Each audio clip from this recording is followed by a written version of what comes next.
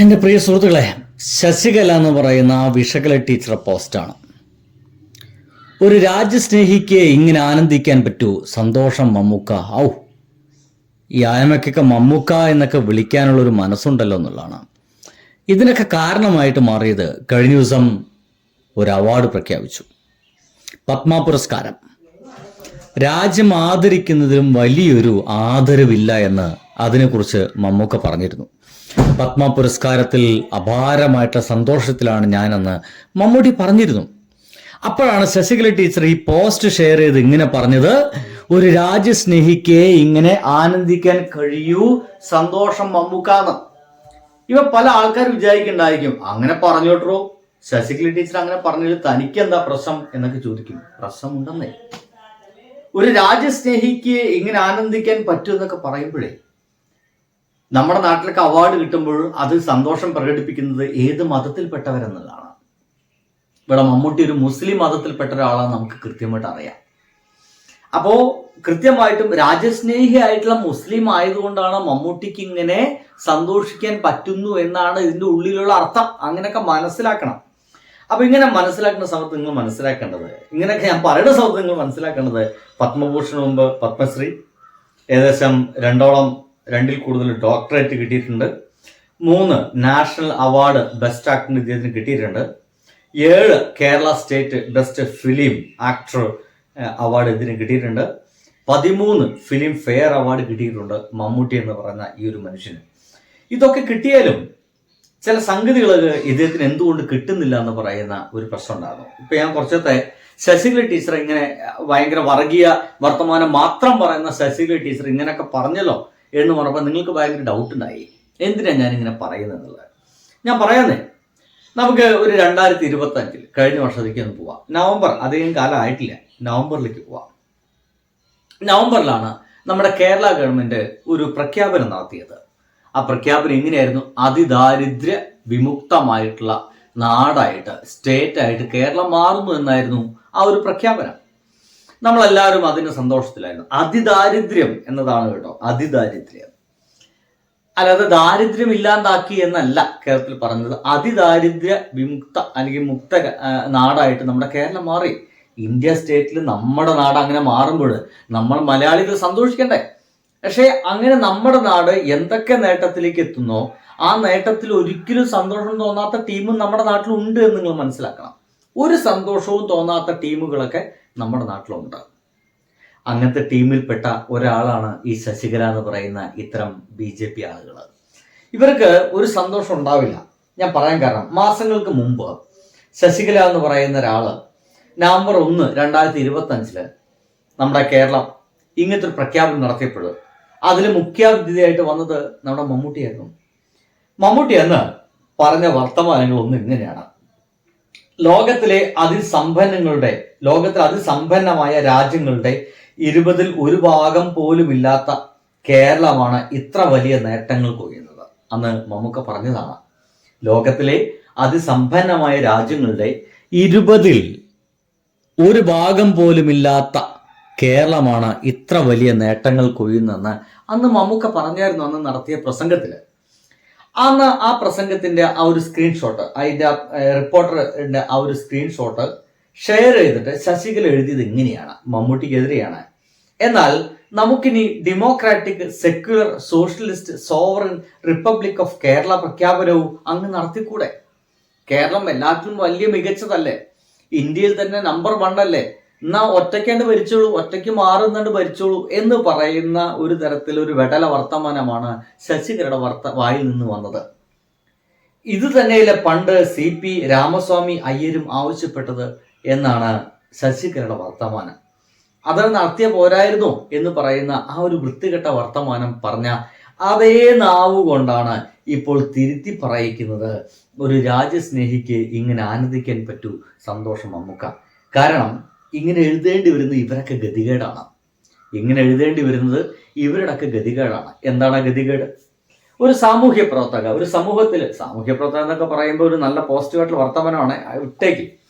ഒരു മോശം രാഷ്ട്രീയ പ്രവർത്തക എന്ന നിലയ്ക്ക് അവര് കണ്ണി കണ്ട എല്ലാ കാര്യങ്ങളെ പറ്റിയിട്ടും വിമർശിക്കുകയും വർത്തമാനം പറയുകയും ചെയ്യുന്ന ഒരു സ്ത്രീ എന്ന നിലയ്ക്ക് വളരെ സ്വാഭാവികമായിട്ടും കേരളത്തിലെ ജനങ്ങൾ ചോദിക്കും, അല്ല നമ്മുടെ മമ്മൂക്കയ്ക്ക് അവാർഡ് കിട്ടിയപ്പോൾ നിങ്ങളെ പോസ്റ്റ് ഒന്നും കണ്ടില്ലല്ലോ, എന്തേ മുസ്ലിങ്ങൾക്ക് അവാർഡ് കിട്ടിക്കഴിഞ്ഞാൽ നിങ്ങൾ പോസ്റ്റ് ഒന്നും ഇട്ടില്ലേ, നിങ്ങൾ മുസ്ലിങ്ങൾക്കെതിരെ മാത്രമേ പോസ്റ്റ് ഇടുള്ളൂ എന്ന ചോദ്യം സ്വാഭാവികമായിട്ടും കേൾക്കേണ്ടി വരും എന്നതിനാൽ അതിൽ നിന്ന് രക്ഷപ്പെടാനുള്ള മാർഗം പോലും അന്വേഷിക്കുമ്പോൾ അഭിനന്ദനങ്ങൾ, വളരെയധികം സന്തോഷം തോന്നുന്നു.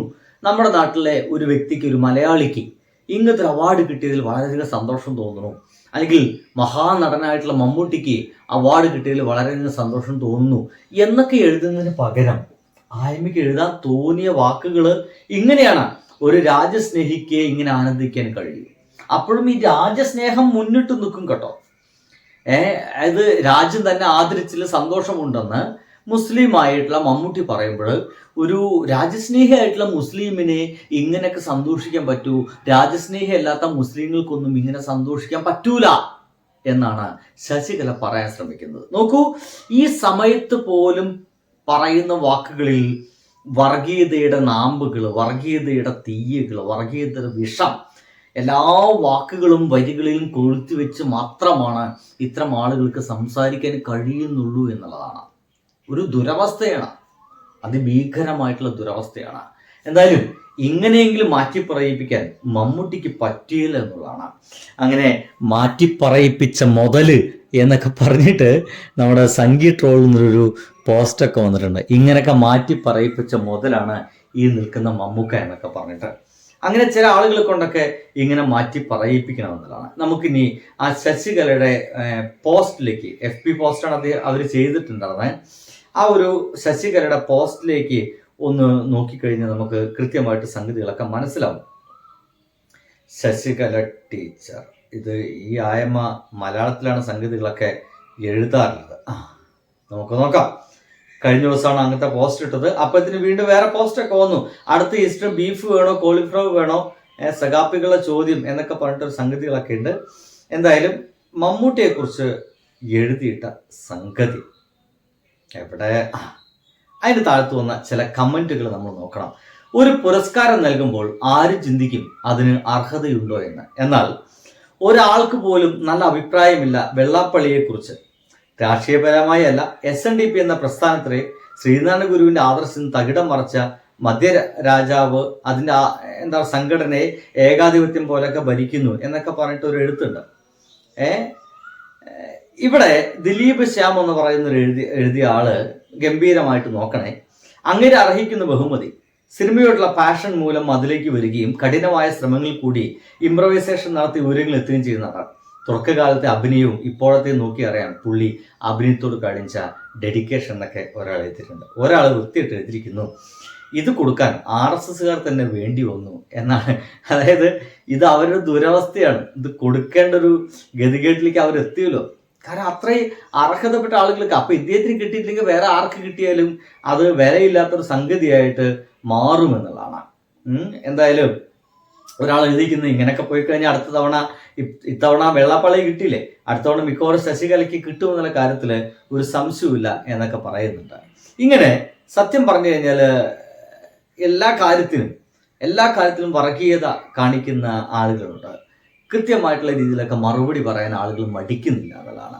വ്യാജ സ്നേഹം രാജ്യത്തോട് കാണിക്കാൻ അധികം മറ്റൊരാളായിട്ടില്ല, ഇന്ത്യൻ മുസ്ലിം തന്നെയാണ് എന്ന് അലി സിനിക് എന്ന് പറയുന്ന ഒരാൾ എഴുതി വെച്ചിട്ടുണ്ട്. മോഹൻലാലിനെ പൂരത്തെറി പറഞ്ഞവരൊക്കെ എവിടെയെന്ന് ഒരു സംഖ്യ കൂടി അവിടെ എഴുതി വെച്ചിട്ടുണ്ട്. ഇത്ര സ്നേഹം, രാജ്യസ്നേഹം തുളുമ്പോൾ ടീച്ചർക്ക് എന്താ കിട്ടാത്തത്, അതാണ് എനിക്ക് മനസ്സിലാക്കുന്നതെന്നും ഇവർക്കെതിരെ എഴുതി വെച്ചിട്ടുണ്ട്. എന്ന് വെച്ച് കഴിഞ്ഞാൽ ഇത് രാജ്യസ്നേഹത്തിൻ്റെയും മറ്റും ഭാഗമായിട്ടല്ല കൊടുക്കുന്നത്. അപാരമായ രാജ്യസ്നേഹം തുളുമ്പിയതിൻ്റെ ഭാഗമായിട്ടല്ല കൊടുക്കുന്നത്. ഇത് കിട്ടുന്നത് നമ്മൾ വ്യക്തിപരമായിട്ട് നമ്മുടെ ഈ രാജ്യത്തിന് അല്ലെങ്കിൽ ഇവിടുത്തെ ഏതെങ്കിലും മേഖലയ്ക്ക് നമ്മൾ എന്തോരം സംഭാവനകൾ നടത്തുന്നു, എന്തോരം സംഭാവനകൾ നൽകുന്നു എന്നതിൻ്റെ ഭാഗമായിട്ടാണ് ഇത്ര അവാർഡുകളൊക്കെ കൊടുക്കണോ വേണ്ടോ എന്നൊക്കെ തീരുമാനിക്കപ്പെടുന്നത്. അങ്ങനെ മലയാള സിനിമയ്ക്ക് കഴിഞ്ഞ കുറേ കാലമായിട്ട് ഇദ്ദേഹം കൊടുത്ത അതിഗംഭീരമായിട്ടുള്ള സംഭാവനകളുടെ പേരിൽ ആണ് നമ്മുടെ ഗവൺമെന്റ്, നമ്മുടെ കമ്മ്യൂണിസ്റ്റ് ഗവൺമെന്റ് ഇദ്ദേഹത്തിന് കൊടുക്കണം, മമ്മൂക്കയ്ക്ക് കൊടുക്കണം, അദ്ദേഹം അതിന് അർഹനാണ് എന്ന് പറയുന്ന ഒരു രീതിയിൽ ശുപാർശ ചെയ്തുകൊണ്ടേയിരിക്കുന്നത്. ഓരോ തവണ ശുപാർശ ചെയ്യുമ്പോഴും തള്ളിക്കളഞ്ഞുകൊണ്ടേയിരിക്കുകയായിരുന്നു. അവസാനം അത് ആക്സെപ്റ്റ് ചെയ്തിരിക്കുന്നു. കൊടുക്കാൻ പറ്റാതായിരിക്കുന്നു. ഇതോട് കൂടിയിട്ട് അത്ര അവാർഡുകൾക്കൊരു വില ഉണ്ടാവുകയാണ്. എന്നാൽ അതേസമയം വെള്ളാപ്പള്ളി നടേശന് കൂടി ഇവിടെ കിട്ടുന്നല്ലോ എന്നുള്ളതാണ്.